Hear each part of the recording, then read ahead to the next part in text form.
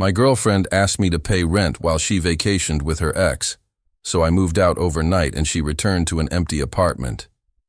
I'm a 27-year-old guy, and for the longest time I thought I had everything figured out. 2 years ago, I moved in with my girlfriend, and it felt like the natural next step. We were the couple everyone envied, always smiling in photos, always sharing those relationship goals moments online. On the outside, it looked perfect. Inside, though, it felt a little different. She had this way of taking control of things without ever really asking me. At first, it seemed harmless. She'd manage the bills, pick the furniture, even decide what nights we'd cook or order in. I told myself it was just her personality, that maybe she liked being in charge more than I did. But deep down, a small voice whispered that I was slowly being pushed into the background of my own life. I remember one night, sitting on the couch while she scrolled on her phone, barely looking up when I tried to tell her about my day. The TV hummed softly in the background, a sitcom laugh track filling the silence between us. She laughed at something on her screen, but not at anything I said. That moment stuck with me. Like the apartment wasn't ours anymore. It was hers, and I was just renting space in her world. Still, I brushed it off. I told myself this was just what long-term relationships looked like. You compromise. You sacrifice. You give a little more some days, take a little less. But lately I couldn't ignore the weight of imbalance pressing down on me. Every time I paid my half of the rent, every time I adjusted my schedule around hers, I felt it a little stronger. Back then, I didn't realize just how much more I would end up giving, or how much it would cost me in the end. It started small, almost laughably small. One evening, she mentioned that her ex had texted her out of the blue. She said it like it was nothing, like telling me she got a spam call or an email about a sale. "Oh, by the way, Mark texted me. Just catching up." She said it casually, without even looking up from the pot of pasta she was stirring. My stomach twisted the second his name left her lips. I knew about him, the messy breakup, the history, the way she used to talk about how toxic he was. So why was she suddenly okay with hearing from him again? I tried to play it cool. I remember saying, "Oh yeah? And you're just gonna keep talking to him?" My voice cracked more than I wanted it to. She laughed, that light laugh she used whenever she thought I was being insecure. "Relax, it's just texting. Don't be jealous, it's not like that." She kissed my cheek and brushed it off, like the whole thing was in my head. But it didn't stop. Over the next few weeks, I noticed her phone lighting up late at night, the quick swipes to hide notifications, the way she tilted the screen just slightly away from me. The sound of her muffled giggles behind closed doors in the bathroom became a soundtrack I couldn't ignore. I would lie awake in the dark, staring at the ceiling fan spinning above me, while she typed furiously on her phone. I told myself not to snoop, not to be that guy, but the pit in my stomach grew heavier every day. I could feel the distance between us stretching wider, like she was slowly pulling a rope out of my hands. And no matter how hard I held on, she seemed determined to let it slip away. I didn't know it yet, but this was only the first crack. The kind that starts tiny, before the whole foundation gives out. One night, she dropped a bomb on me so casually it felt like a punch to the gut. We were sitting at the table, half-eaten takeout containers scattered between us, when she looked up from her phone and said, "So?" "I'm going on a trip next month," I raised an eyebrow. "A trip? With who?" She hesitated for a second too long before smiling. "Mark, my ex.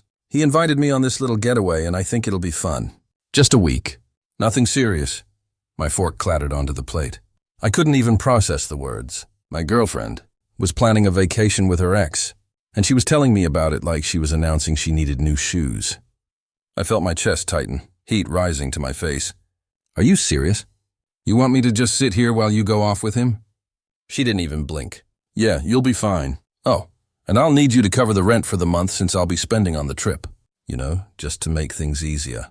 It was like my brain short-circuited. Not only was she expecting me to accept her running off with her ex, but she wanted me to bankroll it. My hands trembled as I tried to steady my voice. "You can't honestly think this is okay." She rolled her eyes, sighing as though I was the unreasonable one. "God, you're so dramatic. It's just a vacation. If you trust me, it shouldn't be a problem. Don't you want me to be happy?"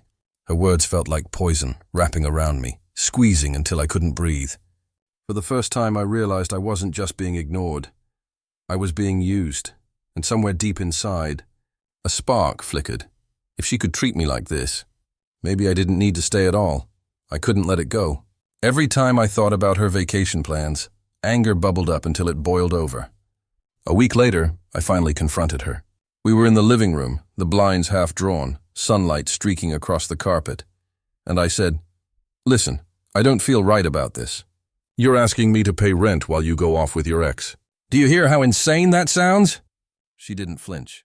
She just leaned back on the couch, smirk tugging at her lips. "You're overreacting. If you loved me, you'd trust me. I shouldn't have to keep explaining myself." Those words hit me harder than I expected. Suddenly I was the problem. I was the jealous, insecure boyfriend who couldn't handle her independence. I felt my throat tighten as I tried again.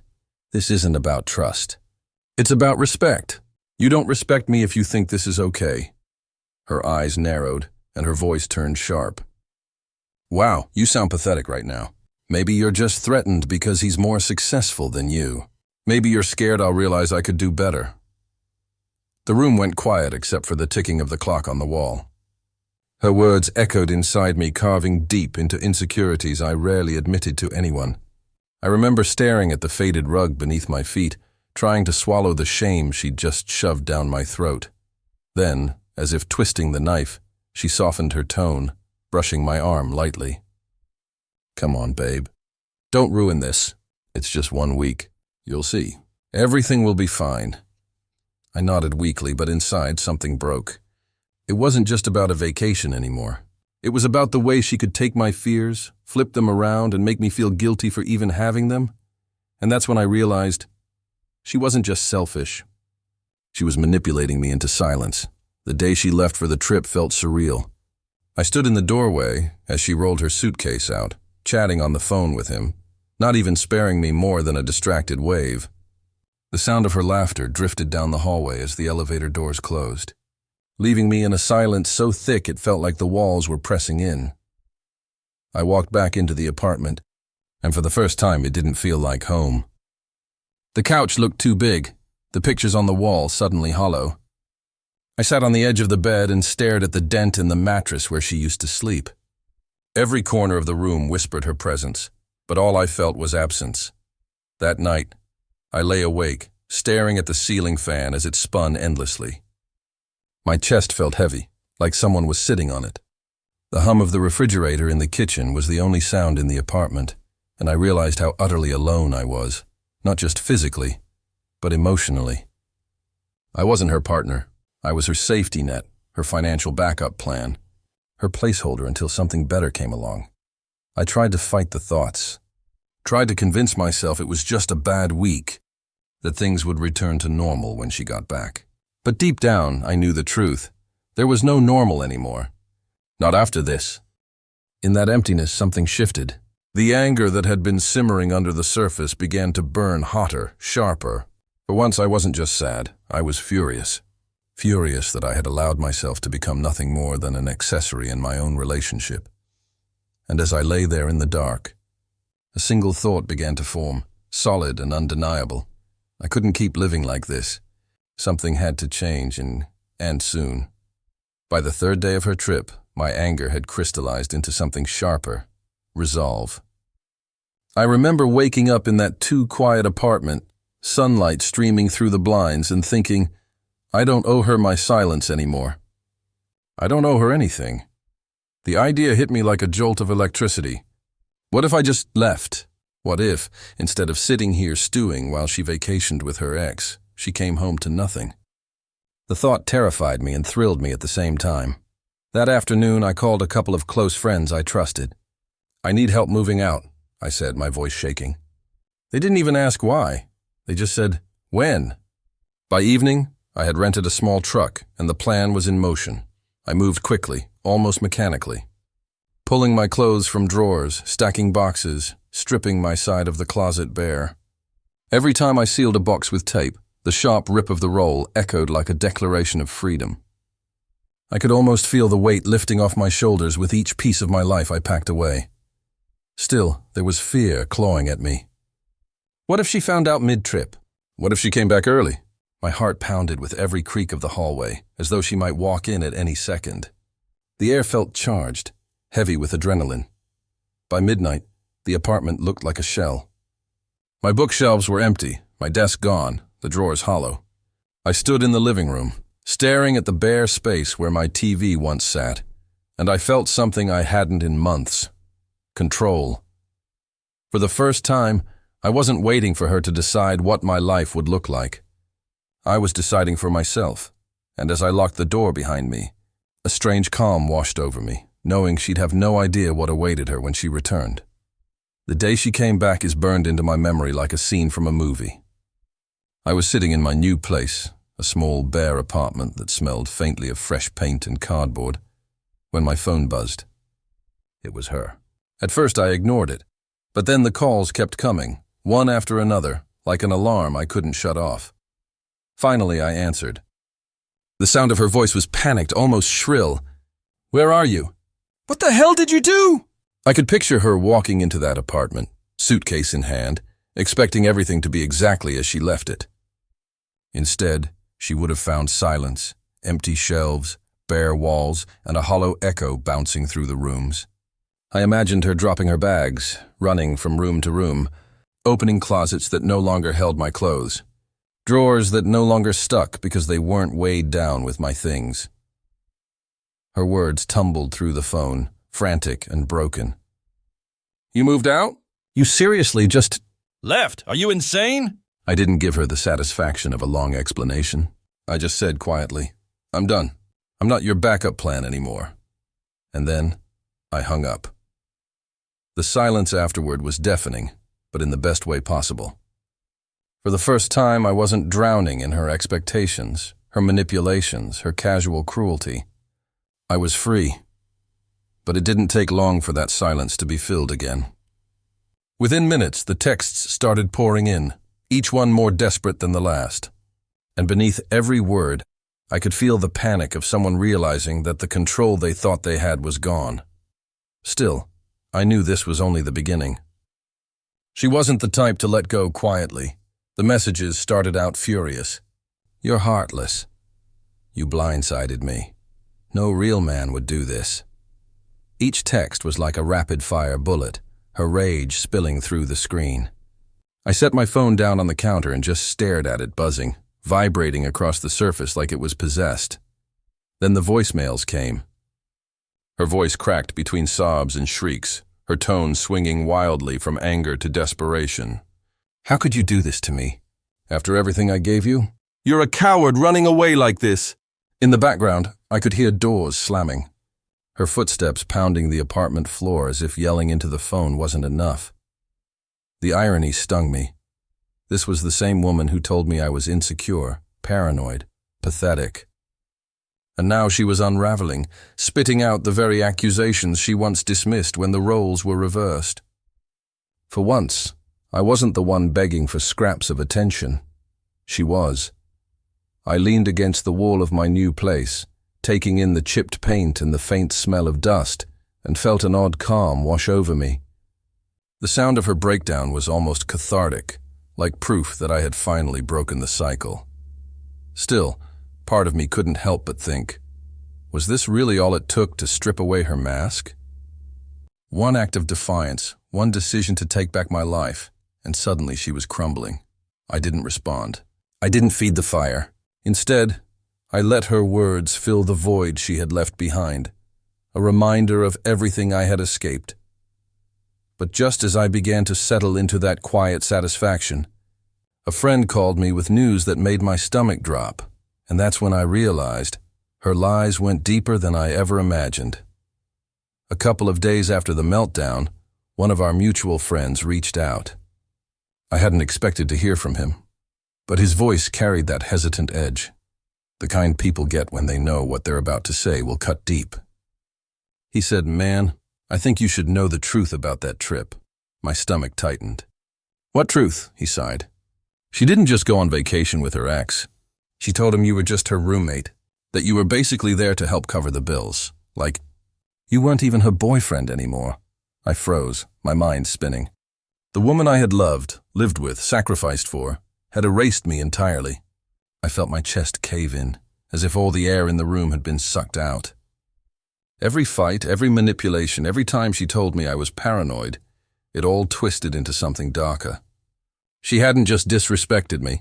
She had rewritten my role in her life, reducing me to nothing more than a rent check. The image of them together on that trip burned in my brain.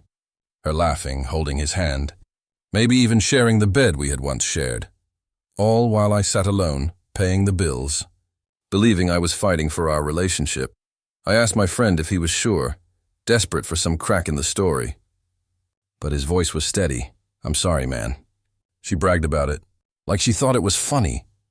That was the moment the final piece clicked into place. She had never planned on building a future with me. I was just the convenience, the filler between her old flame and whatever came next. And suddenly, leaving her with an empty apartment didn't feel like revenge anymore. It felt like survival. After the truth came out, something inside me went cold. The anger I'd carried was still there, but now it was layered with a strange clarity.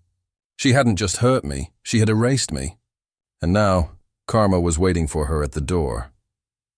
Within a week, mutual friends started sharing bits of gossip. Her ex? The one she'd gambled everything on? He dumped her right after the trip. Apparently, whatever flame she thought they could rekindle fizzled the second real-life hit.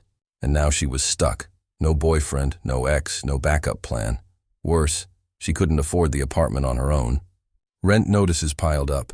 Friends told me about her frantic posts online, practically begging for a roommate, spinning the story to make herself look like the victim. One even said she complained that I blindsided her and ruined her life. The irony wasn't lost on me. For months, I had been the one suffocating, carrying the weight, letting her twist reality until I doubted my own worth. And now, she was the one drowning, while I finally felt like I could breathe again. I walked through my new place, still cluttered with boxes, and felt something I hadn't felt in a long time. Peace. The silence no longer suffocated me, it healed me. I could cook what I wanted, stay up as late as I wanted, and no one was there to roll their eyes or make me feel small. Still, every time my phone buzzed with another desperate message from her, I couldn't help but feel the pull of old habits, the urge to respond, to soothe, to fix. But then I'd remember that trip, those lies, the way she told someone else I was nothing more than a roommate, and I knew I could never go back. It didn't take long before she cornered me. I was sitting in a quiet cafe one afternoon, the kind of place where the smell of roasted beans lingers in the air and soft indie music hums in the background, when I saw her walk in. My chest tightened immediately. She spotted me, her eyes widening, and without hesitation she rushed to my table. "Please," she started, breathless, her voice already cracking. "Can we just talk? I need to explain." I stayed seated, my hands wrapped around my coffee cup, the steam fogging my glasses slightly. For a moment, I thought about walking out. But no, I needed this. I looked at her, really looked, and saw the desperation in her eyes. "You lied to me," I said, my voice steady. "You told your ex I was just your roommate. You used me. You manipulated me. And when I questioned you, you made me feel like I was the problem." She shook her head violently, tears streaming down her face. "I didn't mean it like that. I was confused. Mark doesn't matter, you matter. Please, I can't do this without you." Her words might have once broken me, but not anymore. I felt strangely calm, like I had already let her go long before this moment.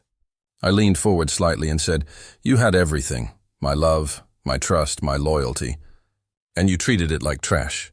I'm done being your safety net." Her sobs echoed in the cafe, drawing a few curious glances from nearby tables.